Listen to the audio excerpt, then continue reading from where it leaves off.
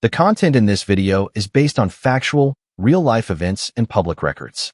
All opinions expressed are for educational and documentary purposes only. Viewer discretion is advised, as some scenes may depict sensitive content. This video is intended for informative purposes and complies with YouTube's guidelines. Imagine being alone in a small concrete box, the only sound your own breathing, the days blending into weeks, months, and years. No laughter, no conversation, no sunlight. Time begins to fracture. Memories fade. Walls seem to breathe. This is the reality of solitary confinement.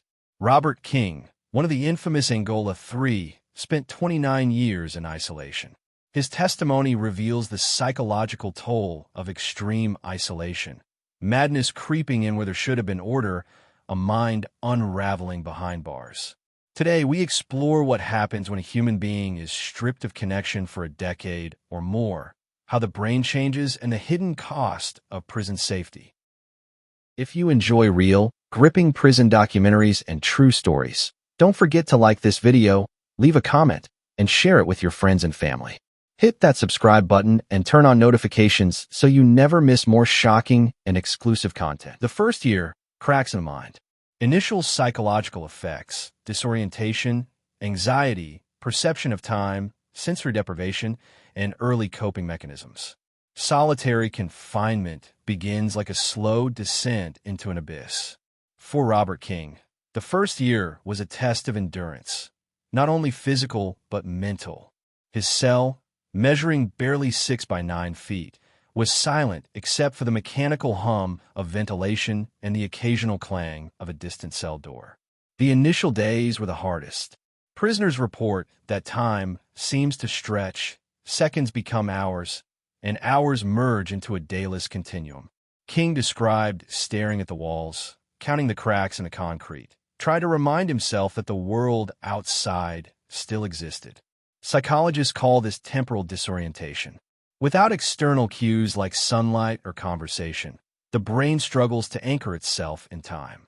In the first months, King began to lose track of whether it was morning, noon, or night. Small routines, brushing teeth, exercising in a narrow corridor, or reading a page from a tattered book, became lifelines, a fragile tether to reality.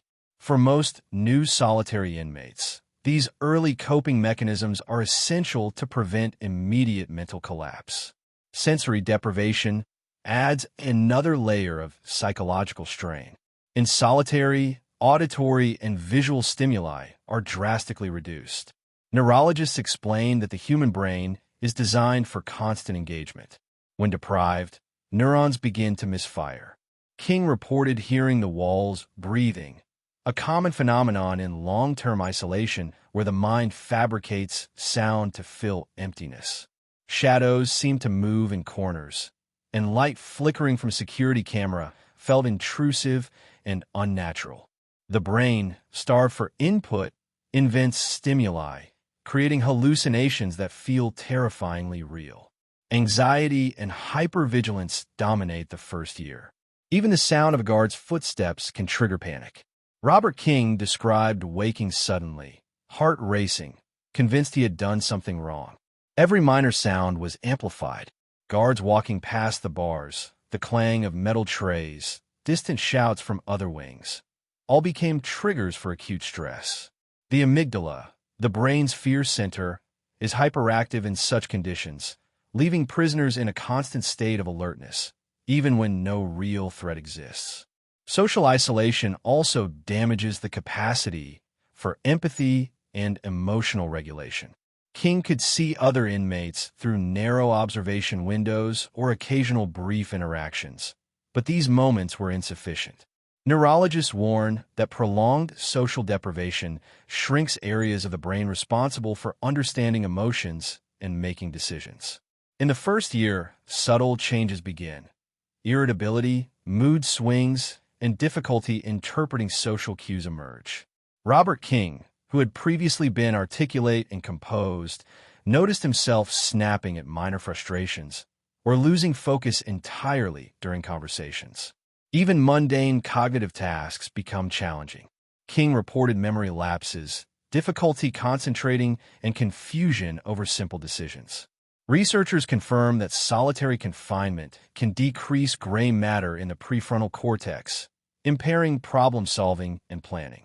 Tasks that would have been trivial outside the cell, remembering instructions, reading comprehension, or keeping track of personal items, became monumental challenges. Yet, human resilience shows in small ways. Prisoners develop strategies to survive, mental exercises, reciting literature, or rehearsing conversations. King created an imaginary calendar, marking each day with invisible lines on the concrete wall. He recited poetry and quotes from memory, keeping the mind engaged. These strategies, while minor, delay the onset of severe psychological deterioration. By the end of the first year, however, cracks in the psyche are evident. Even minor stressors trigger disproportionate responses. Sleep becomes fragmented. Nightmares invade the thin barrier between reality and hallucination. The cell, once tolerable, becomes a psychological trap. Robert King described a sensation of being boxed in mentally, where even thinking about the outside world felt like a strain. Despite these early symptoms, prison officials often interpret compliance as resilience. In reality, the damage is happening beneath the surface. The early stages of solitary are deceptive. The mind adapts, but adaptation comes at a cost. Emotional blunting, heightened anxiety, and distorted perception of reality signal the beginning of a much longer journey into mental deterioration. The second year in solitary begins when the novelty of isolation has long faded, replaced by a relentless awareness of emptiness. For Robert King, this period was marked not by immediate panic, but by a creeping confusion that began to erode his sense of self. The days were no longer marked by meals or guard rounds, only by the quiet hum of fluorescent lights and the slow drip of water from faucet. Without meaningful interaction, his memory, once reliable and sharp, started to fray. Memory deterioration in solitary confinement is not merely anecdotal. It has a neurological basis. Studies indicate that social isolation and sensory deprivation reduce activity in the hippocampus, the brain region responsible for forming and retrieving memories. For King, this manifested as forgetting the simplest details, whether he had eaten breakfast, what day of the week it was, or even whether a visit from his lawyer had occurred yesterday or last month. He recounts the frustration of reading a page from a book, only to realize moments later that he could not recall what he had just read. The mind, deprived of external stimuli, struggles to anchor itself in coherent narratives. Identity begins to fracture. King described looking in the small, scratched mirror in his cell and feeling like a stranger. The reflection stared back, gaunt and unfamiliar, eyes hollowed by stress and sleep disruption.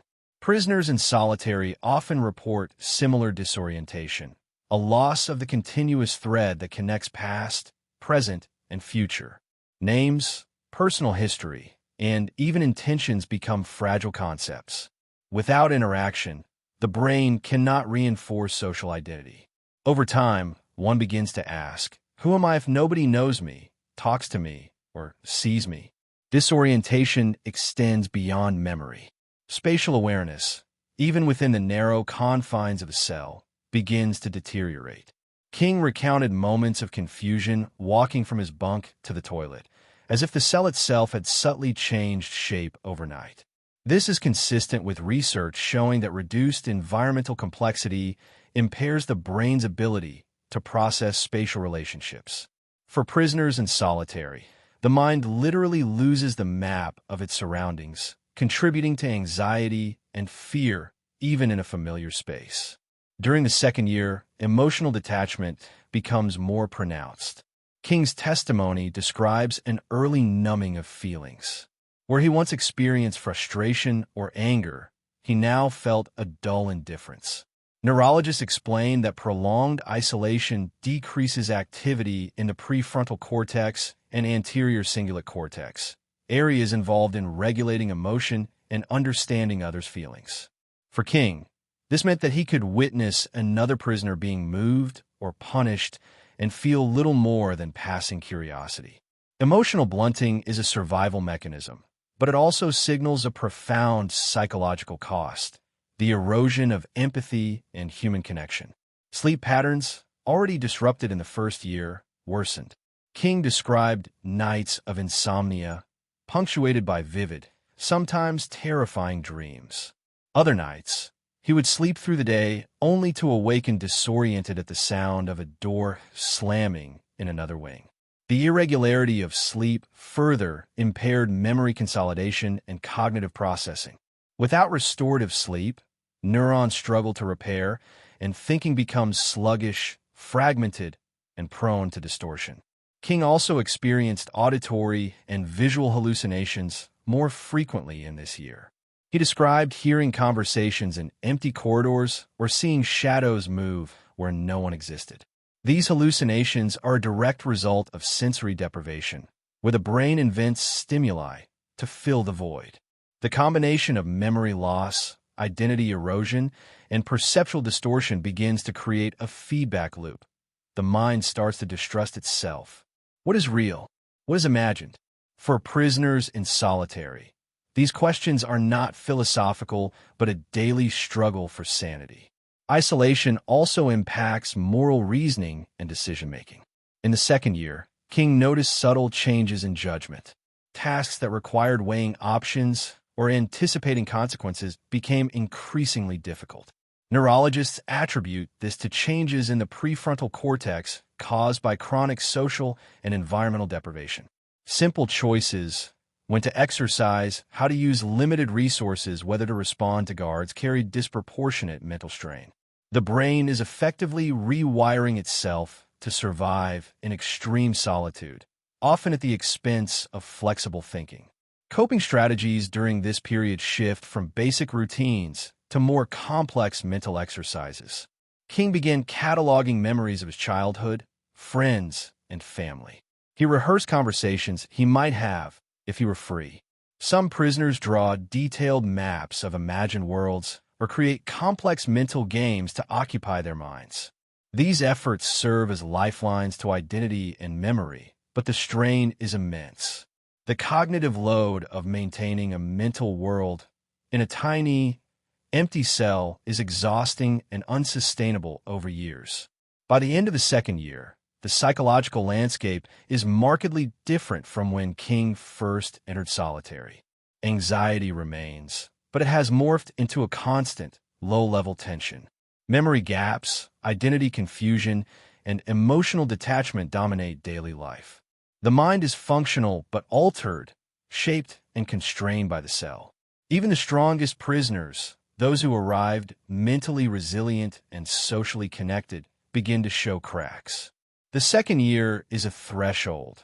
The brain has begun to change in ways that may be irreversible if isolation continues.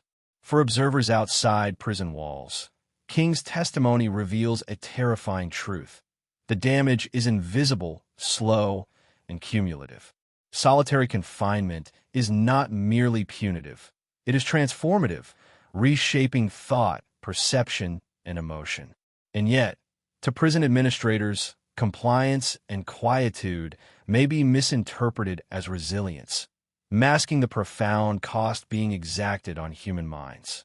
By the third year in solitary confinement, the human mind begins to fracture in ways that are difficult to describe to those who have never experienced it. Robert King, one of the Angola Three, describes this period as stepping into a different reality, a place where the walls seem alive, shadows breathe, and time loses all meaning. Hallucinations, both auditory and visual, become a constant companion. What started as occasional whispers of imagined voices in the first 2 years escalates into sustained interactions with non-existent entities. Auditory hallucinations dominate early in this phase. King recounts hearing guards, inmates, or distant visitors calling his name when the corridors were empty. Sometimes, the sounds of a tray being dropped or the clang of a cell door would multiply into echoing footsteps, shouting, and conversations. Neurologists explain this phenomenon as sensory compensation, where the brain generates stimuli to counteract extreme deprivation. In other words, the mind invents reality to survive its own isolation. Visual hallucinations emerge alongside auditory distortions. Shadows twist into figures. Corners of the cell seem to extend into impossible spaces. King described moments when he swore he saw a former friend or family member standing at the end of his narrow cell, only to reach out and find empty air. The brain, starved for visual input, creates patterns to make sense of the monotony. This misfiring is not merely imagination. It is a neurological response to extreme environmental deprivation. During these years, cognitive fragmentation becomes pronounced. King recalls reading a single page of text multiple times, only to forget it entirely within minutes. Long-term memories start to blur. Events from his childhood and early adulthood began merging into strange, hybrid recollections. Researchers confirm that isolation leads to reduced hippocampal function, impairing both short and long-term memory. Mental timelines collapse, and the distinction between past, present, and imagined future grows tenuous. For many prisoners, this is when the mind begins to feel like a maze without an exit. The emotional landscape is equally unstable. Depression intensifies, anxiety becomes chronic, and the earlier emotional detachment deepens into numbness. King described moments of overwhelming despair, where even minor thoughts of freedom or hope triggered uncontrollable tears. Others experience sudden bouts of rage or panic, often disproportionate to any external stimulus. Neurological studies link these responses to dysregulation in the amygdala and prefrontal cortex, areas that govern emotional responses and executive function. The brain, operating under constant stress, becomes both hypervigilant and fragile. Sleep continues to deteriorate. Nights blur into days, and prisoners often lose track of circadian rhythms entirely. King spoke of being awake for 48 hours at a stretch, followed by collapsing into deep, dreamless sleep. These disruptions further impair memory and cognitive processing, creating a feedback loop that intensifies hallucinations and mental instability. Sleep-deprived brains in solitary are prone to perceiving threats and constructing false narratives, which feed delusions and paranoia. Identity erosion reaches critical levels during these years. King sometimes questioned whether he was the same person who had entered solitary years earlier. Facial features, personality traits, and even basic habits began to feel foreign. Neurologists suggest that the lack of social reinforcement and external feedback causes areas of the brain responsible for self-perception to atrophy. Prisoners may feel as though their identity is dissolving, replaced by a fragmented, survival-focused version of themselves. Prisoners in this stage often turn to elaborate mental routines to maintain a sense of control. King described counting tiles, reciting poetry, or replaying conversations in his mind. These activities serve as cognitive anchors, holding on to fragments of memory and identity. Yet even these strategies are mentally exhausting, and a line between coping mechanisms and obsessive behavior can blur. The mind, desperate for stimulation, clings to any form of mental engagement. Social reconnection, if attempted, is fraught with difficulty. When King briefly interacted with a guard or lawyer during these years, the experience was disorienting and often anxiety-inducing. Simple conversation became a challenge. Interpreting tone, intention, or emotion was increasingly difficult. The neural pathways that facilitate empathy and social cognition are weakened by prolonged isolation, leaving prisoners at a disadvantage even in brief social encounters. King's testimony emphasizes the psychological toll of constant surveillance. Cameras, observation windows, and occasional guard presence create an environment where privacy is non-existent. Even when alone, the awareness of being watched contributes to stress and paranoia. Every movement is calculated, every word potentially scrutinized. The brain, under continuous pressure, begins to hyperanalyze events, generating complex scenarios that rarely exist. This hypervigilance, necessary for perceived survival, further strains cognition and emotional regulation. By the fifth year, a prisoner's mental world can feel completely detached from reality. Hallucinations, delusions, memory gaps, emotional blunting, and fragmented identity converge, producing what many psychologists describe as psychotic-like symptoms. King's vivid accounts highlight the terrifying realism of this breakdown. To the casual observer, he may appear calm or compliant, but internally, his mind was navigating a labyrinth of perception, memory, and emotion that had little resemblance to the outside world. This period also marks the subtle, long-term neural changes caused by isolation. Studies show shrinkage in the prefrontal cortex, hippocampus, and amygdala, all critical regions for decision-making, emotional regulation, and memory. Functionally, the brain begins to prioritize survival and sensory processing over nuanced cognition. The person who entered solitary is not entirely gone, but they are fundamentally altered. Despite the psychological strain, some prisoners find resilience in ritual, imagination, or sheer willpower. King's strategy involved mentally cataloging every moment outside of prison he could remember: family birthdays, school experiences, conversations with friends. These recollections, though fragmented, offered a tether to a world beyond concrete and steel. It was not escape, but survival, a way to preserve fragments of identity in an environment designed to strip it away. By the sixth year in solitary confinement, the mental strain experienced by Robert King and other long-term isolated prisoners becomes acute. What began as anxiety, memory gaps, and hallucinations now solidifies into a persistent state of psychological disorientation. Prisoners describe an internal world dominated by confusion, fragmented memory, and a constant questioning of reality. For King, even routine tasks, brushing his teeth, stretching, or counting steps across the cell, became exercises in maintaining coherence and control. Sleep disturbances, already present in earlier years, intensify. Insomnia, irregular circadian rhythms, and dream disruptions create a cycle of exhaustion and hallucination. King often stayed awake for hours at a time, only to collapse into short, fitful naps. Neurologists note that chronic sleep deprivation exacerbates cognitive decline and emotional instability, accelerating the deterioration of memory, attention, and executive function. In solitary, sleep is not restorative. It becomes another source of anxiety, as even unconscious hours bring disturbing dreams or feelings of being trapped. Cognitive decline deepens. The hippocampus and prefrontal cortex, already affected in the second and third years, shrink further due to ongoing sensory and social deprivation. King reported difficulty recalling conversations with loved ones, events from his own life, and even details of the prison environment. Reading, writing, and other cognitive tasks became increasingly challenging. For many prisoners, by the sixth year, the mind struggles to differentiate between events that actually occurred and those imagined in isolation. Hallucinations and delusions continue to intensify. King described hearing conversations across multiple cells simultaneously, despite the isolation.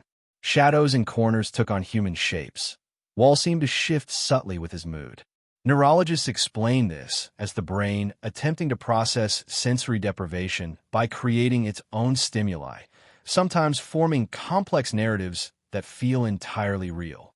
The longer the isolation, the more intricate and convincing these hallucinations become. Emotional blunting persists, but with sudden bursts of extreme emotion. King recounted moments of intense despair or uncontrollable anger triggered by seemingly trivial events. The amygdala, responsible for fear and aggression, is hyperactive under prolonged stress, while areas responsible for regulating emotion atrophy. This imbalance creates a volatile emotional state. Prisoners can be calm and detached one moment, then overwhelmed with despair or rage the next.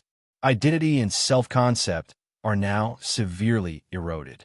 King often questioned his very existence, sometimes forgetting that he had spent decades outside his cell. Mirror reflections, once tools for grounding, became sources of confusion and distress. Prisoners may no longer recognize themselves, and memory gaps blur the line between who they were and who they have become. These effects are not reversible through short-term social interaction. They represent structural changes in the brain caused by prolonged isolation. Survival strategies evolve into elaborate mental routines. King maintained detailed mental records of past events, mentally cataloged letters from loved ones, and constructed internal dialogues to preserve his identity. Some prisoners create imaginary worlds, organize events in their heads, or replay memories like a personal archive. These strategies serve as cognitive anchors, providing a semblance of stability in a reality designed to strip away autonomy. Social reconnection, when it occurs, is often disorienting. Guards, visitors, or lawyers represent a foreign world. King described difficulty interpreting tone, facial expressions, and intent.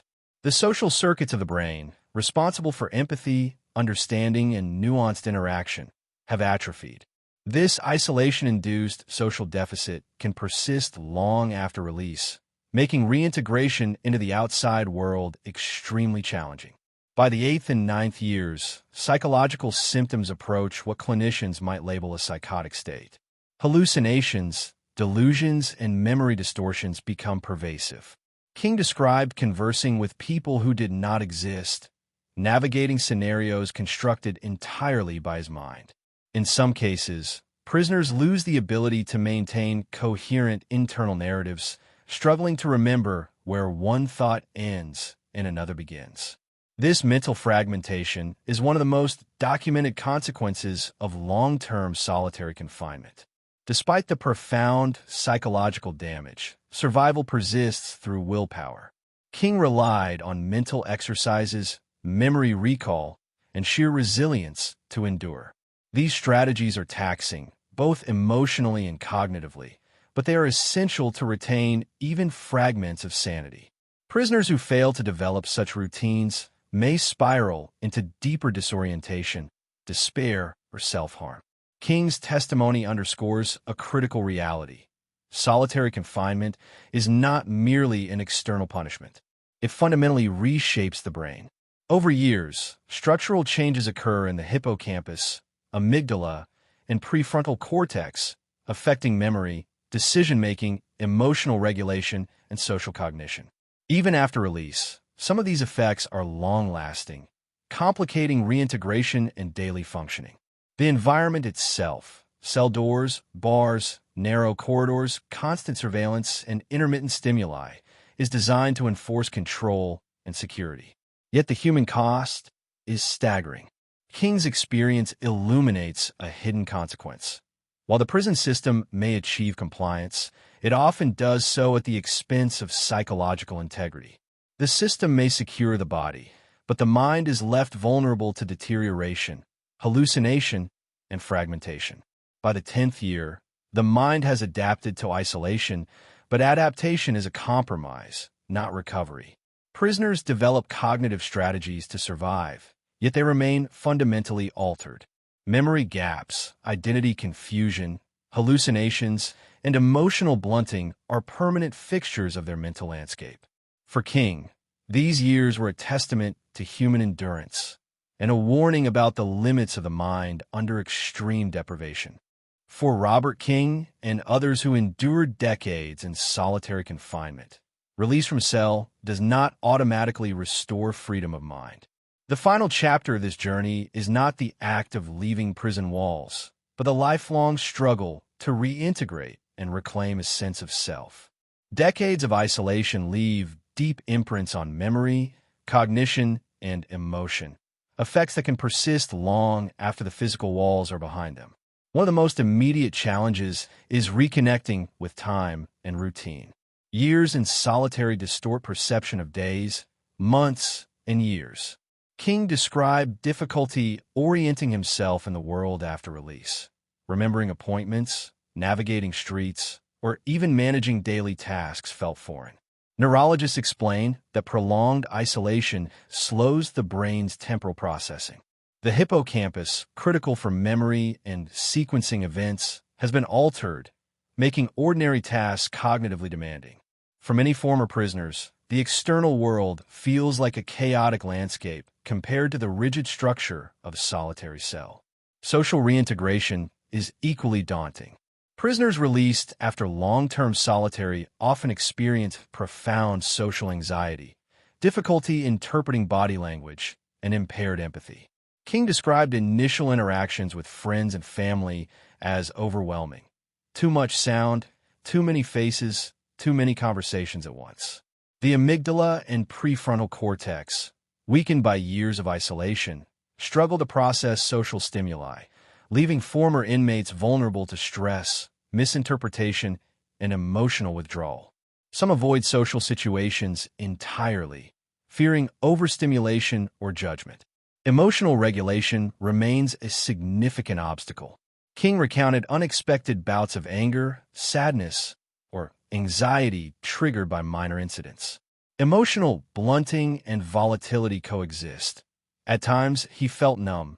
At others, intensely reactive. Researchers link this to permanent structural changes in the brain caused by chronic isolation. Areas responsible for regulating emotion, controlling impulses, and maintaining perspective are diminished, creating a lifelong challenge to maintain emotional stability. Cognitive deficits persist. Tasks that were once automatic, planning, decision-making, or organizing information, require conscious effort. King reported difficulty focusing for extended periods, recalling details from conversations, or following complex instructions. Neuroimaging studies confirm that prolonged solitary confinement can cause measurable atrophy in the prefrontal cortex, hippocampus, and other regions involved in executive function. These deficits often remain even decades after release, requiring ongoing rehabilitation and support. Post-traumatic stress is common among survivors of long-term solitary confinement. Nightmares, hypervigilance, and intrusive memories of the cell and its isolation frequently emerge. King described recurring mental images of cell walls, barred windows, and the oppressive silence of confinement. These intrusive memories can trigger anxiety or panic, sometimes leaving survivors feeling as trapped in their minds as they were in the prison. Psychologists emphasize that solitary confinement can create trauma symptoms equivalent to those observed in war veterans or victims of extreme abuse. Despite these challenges, resilience and adaptation are possible. King's survival strategies, mental exercises, memory recall, and cognitive routines laid the foundation for reintegration. Former prisoners often rely on therapy, community support, and structured routines to rebuild cognitive and emotional skills. Rehabilitation programs focusing on social skills, memory training, and emotional regulation are crucial for those who spent years in isolation. Life after solitary also highlights the ethical and systemic questions surrounding the use of isolation in prisons. King's testimony reveals a profound paradox. Measures designed to ensure security and control can produce long-term psychological damage, effectively punishing inmates' minds in ways that last decades. The system may achieve compliance, but at the cost of human dignity, emotional well-being, and social functionality. Mental health professionals continue to advocate for strict limits on the use of solitary confinement and emphasize alternative strategies for managing dangerous or high-risk inmates. King's story also emphasizes the importance of awareness and advocacy. By sharing his experiences, he illuminates the hidden consequences of extreme isolation: hallucinations, memory loss, emotional blunting, identity erosion, and cognitive deficits. These effects are not isolated to King. They are mirrored in thousands of other inmates who endure long-term solitary confinement. Awareness is the first step toward change, whether through policy reform, legal action, or public understanding. One of the most striking lessons from King's experience is the durability of human resilience. Despite profound psychological trauma, he survived. He retained fragments of identity, memory, and purpose.